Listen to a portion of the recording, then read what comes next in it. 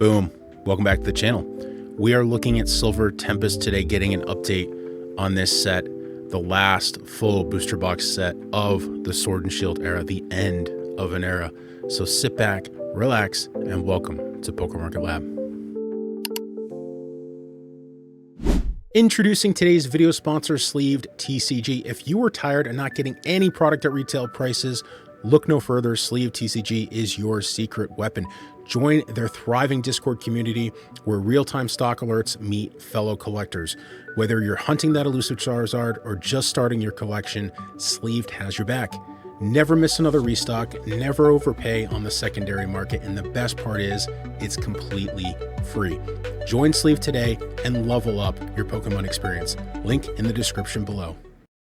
SilverTempest will always hold a special place in my heart for just being the last full set, the set where I really started to pay attention to not just the boxes, not just how they move in the market, not just buying it because it's Pokemon or buying it because it's an investment, but paying attention to what was going on deeper in the market, what was happening with the cards, why this set was and performed the way it was. So just a very cool set. Again, end of an era. We have Crown Zenith at the end there, but that's a specialty set. This is the last full booster box set. And with that, let's get into it. Let's get an update. Let's do our typical update on boxes here. So this is 27 months old at this point, released November 10th, 2022. So marching forward here on 3 years. So it's definitely an elder set at this point, I would call it. Let's get a look at the Pokemon Center ETBs. Remember, these did not have the stamped promos in them. So for a long period of time, as represented by the chart here, they did nothing. They really didn't carry much of a premium. I believe these were $60. I did not really collect these in the Sword and Shield era. They really didn't perform very well. So I believe the retail, quote unquote, retail price from the Pokemon Center website was still $60, I believe. Don't quote me on that. But you can see here, the performance prior to recently really just was nothing. It didn't really do much. The Scarlet and Violet ETBs have always outperformed these. The reason that these are going up now is just because they're old. It's a collector's item. There's really nothing special. Even the box art on most of them isn't very different from the regular box. I think these carry 1 to 2 extra packs versus the regular one. Certainly not a reason to pay that kind of premium over a regular ETB. They're just drying up, and they are cheaper than booster boxes. And I think what is happening is people will see them as a last piece, a rare piece. They are becoming rare.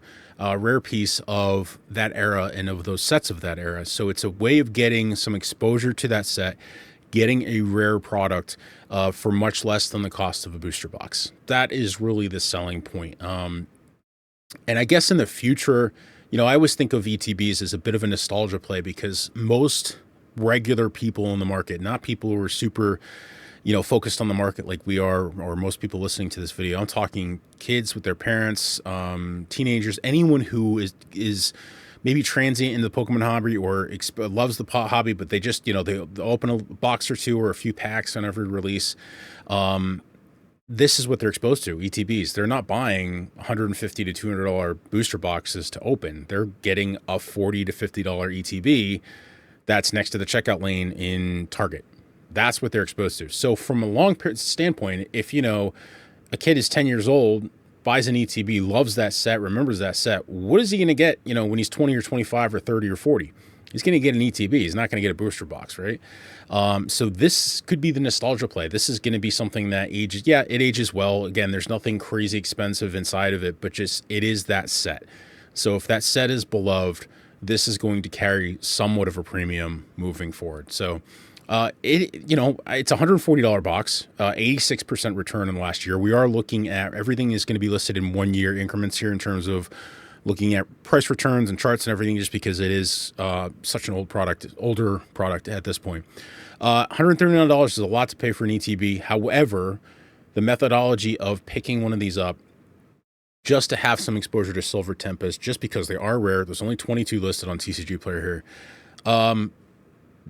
There are worse things, I guess. Again, if you're priced out but you can afford this, get it maybe. If regular ETBs we're going to look at next, certainly another option as well. So regular ETB is sitting at $57. Man, I remember a time, again, not that long ago, probably a year and a half ago, where these were like $25 on TikTok all day. No coupons, $25. You almost couldn't give them away. Super, super cheap. I picked up a whole bunch of them at cheap prices, finally getting some return here. And again, this is the reason these are going up. They're becoming rare. It's a very cheap way of getting exposure to that set where the booster box is pretty elevated at this point in terms of cost. So time's ticking away on these. I think this is a completely fine price. I mean, you're just a little above MSRP in this. These have gone up again, 113% in the last year. Look at how low they were a year ago, literally right at that $25, $30 price point. And now great return here. So $57, I'd give you my blessing to buy these all day. Again, if you want to get exposure to this set, whether, again, long-term performance, it's going to depend on a lot of things, but this is a cheap way to get exposure to a set. So, I mean, there's certainly a lot of people out there right now who are trying to get an ETB from every Sword and Shield set before it's too late. All right, booster boxes sitting at $240, 82% return in the last year. Again, we're looking at a 1-year chart for everything here. This is, again, look at the volume on this. There's a lot of FOMO happening here. Again, people who can afford the booster boxes, picking these up before they do another leg up, and that's exactly what will happen. It's only a matter of time. You can see the plateau. You can see the previous plateau here. We're sitting right above that, right about that MSRP mark before they went out of stock on the Pokemon Center website. Took a nice leg up, and they're going to sit here, and everything Sword and Shield's kind of sitting at that price point right now, waiting for the blessing to kind of continue going on. Evolving Skies kind of leading the charge at the top, and then Fusion Strike. So as those higher sets start to go up, that's going to kind of filter down to SilverTempest. It is a little expensive, I think, for the cards in the set at this price point, but it's getting towards that territory where it's got enough age on it that that's not going to matter for much longer. The box itself is going to become rare. That's happening in some of the earlier Sword and Shield sets where the cards in the set just aren't going to matter. The box itself is just becoming so rare. So there's a lot of other reasons, again, to get a box. We look at what's in the set because, again, we want to base it on something, and that's a fundamental we can base it on. But again, there's other reasons. Again, nostalgia is one of them. Many other reasons here. So why do I have 2 booster box slides here?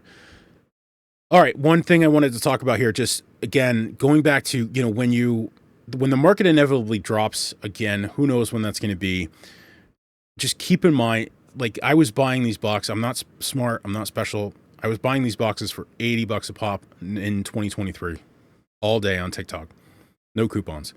So just, again, I'm not special, I didn't see, I'm not some Nostradamus that can predict in the future here, just we've seen these cycles happen.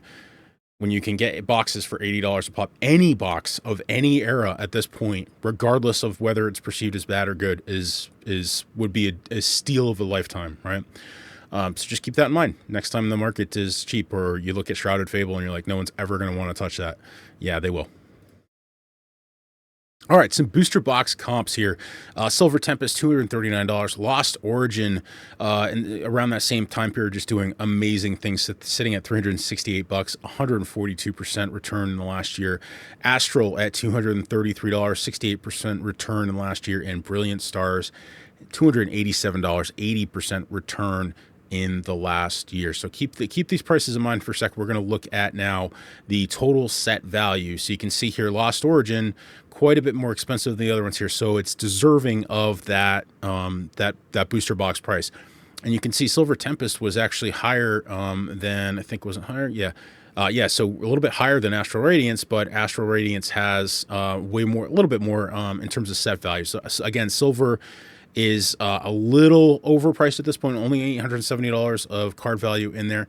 But again, we're getting to the point with age where it's going to be less and less about the cards in the set necessarily, and more about, like I said at the beginning of the video, just what I remember about SilverTempest, and even a few years down the line, the nostalgia associated with it.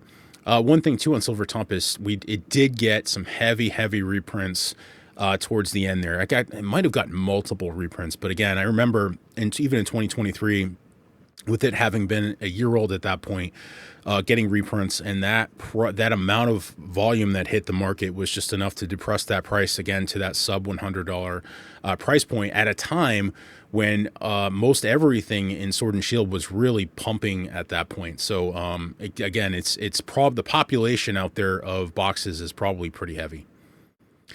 All right, looking at the top 20 cards by value. Again, this is just the each individual card organized in the top 20 spots here by market value. And obviously, we have that Lugia V at the left-hand side there, pushing $300. Steep drop off to that Rayquaza, and even further drop off here. So again, not the gallery of cards here at that top 20 spot is not deep.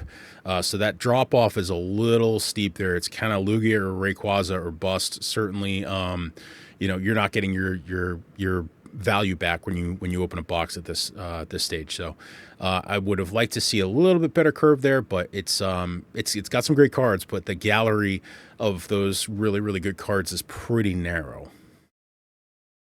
Looking at the top 6 cards in the set, we're going to look at the first 3 here. Obviously, we have that Lugia there sitting at almost 300. Beautiful 136% return in the last few months. Really sold a monster 1,200 cards in the last year. Only 53 of these. Again, all the population we're going to see here, you're going to find a very few people who are willing to crack SilverTempest boxes to look for singles, right? So what you see here is really what you're going to get. Rayquaza, probably one of my favorite cards. It's got to be my favorite card from the set, sitting at $77. I think there's actually room to grow here on that card. I think it's a beautiful card.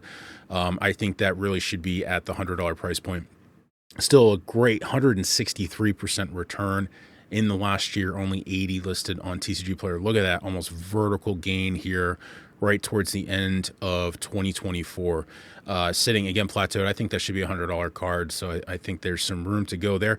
Lugia Secret, I've said my piece on the rainbow cards. It just doesn't pop for me. I like the foiling, but the coloring on the card it's just really flat. 32% return in the last year, $30 card. Yeah, again, just not my favorite. All right, couple of awesome Blazikens. I do like the artwork on these. Blaziken V here, it's $26 card, over 200% return in the last month. Love that artwork. Market loves it too. Look at that beautiful steep climb there. Again, I think this is another card that's undervalued. 115 on TCG Player. Volume's really good, averaging 5 sales per day. I think that's got room to grow. Same thing with the other Blaziken VMAX here. We've seen the market like it. 156% return in the last year. I think as these dry up, I think these are going to push higher. Unknown, I don't know how to say that. $20 card, 77% return in the last year. Not my favorite. I would rather take the Blazikens all day. And some honorable mentions, just some cool cards at whatever price points here. Duraludon sitting at $8. I just think that's a great looking card. I added that to my buy list just to kind of keep an eye out. $8 card, 71% return in last year. Melodic monster, 458% return in last year. Definitely driven by the Surging Sparks Melodic here. Just another great looking card. I think that's got room to run still. That's a cheap card. And again, the supply of these cards is going to keep drying up. So if this market continues, these cards are just going to keep getting gobbled up. And as what happens to the price of a card when the supply of the card drops and the demand's still there, we know what happens. Corviknight, $6 card, sitting at a 72% return in the last year. Again, just another really, really cool, unique card. But again, there's just the depth. There's some cool cards, but it's a narrow gallery of really good cards in this set. All right, and to wrap things up and to take things home, again, I do like this set. I have really positive connotations of this set and fond memories of this set from, again, just getting more focused on Pokemon instead of it just being a box and just tracking the value, just really getting into the cards and trying to enjoy it. It was a weird time when SilverTempest came out where we had everything was depressed. The market was just not pumping at the time, and everything was cheap. Set rating, I think I really like what I like in this set. I just wish there was more of it. It's again pretty, I would call shallow. It's a B- to me. Again, I think I have some fond memories of it. I think if this were a more modern set, I'd probably expect more out of it. This is probably some bias on my end, again, in terms of, just, having some nostalgia surrounding the set. Reprint risk is really low. I think we have seen what I think are some binary reprints or just some massive movements of some stock of some other Sword and Shield ETBs, but I have not seen that on the SilverTempest side. So I think we're almost 3 years down the line. I think the reprint risk is pretty nil on this, either with the ETB or the booster box. And again, I think the Pokemon Center ETB or the regular ETB, especially the regular ETB, those are going to dry up very fast, again, as people want to get a little exposure to this set. They want a piece of that era. There's a lot of people trying to get each ETB from each set of that era as it's still possible. There's some expensive ones. You get Evolving Skies and Fusion Strike that are getting expensive, but it is still possible for what I would say reasonable amount of money. So I think your time's running low if that's your way to get some exposure into this era. And this is a massive era. This is a pandemic era. It's going to be fondly remembered. People are stuck in their homes cracking this product. It brought a lot of people who aren't in the market anymore too, necessarily, right? It brought a lot of exposure to Pokemon that didn't exist before.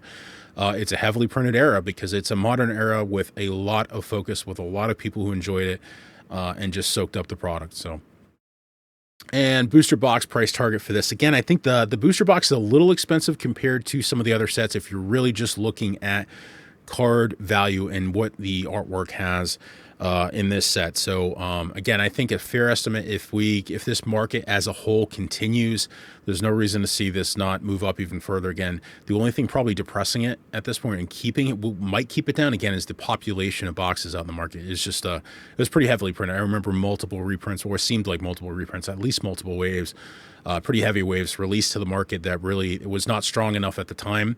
So the price just kept getting knocked down, even when other sets within Sword and Shield were doing quite well. So I think at 275 to 325, pretty conservative estimate for the next 12 months, again, assuming the market to continue. Again, we're really just waiting in Sword and Shield. Everything's pretty expensive at this point. Just kind of waiting for some of those more expensive sets to move up even further, and that money's going to spill over into the cheaper products like SilverTempest and Astral Radiance and Vivid Voltage and those types. So that's it for our SilverTempest update. We'll look again at the set, as we get further down the road and we get closer to the 3-year mark. That's it for today. Let me know what you think in the comments below. And of course, like and subscribe if you like what we're doing here at PokeMarketLab. But that's it for this one. We'll see you on the next one. PokeMarketLab out.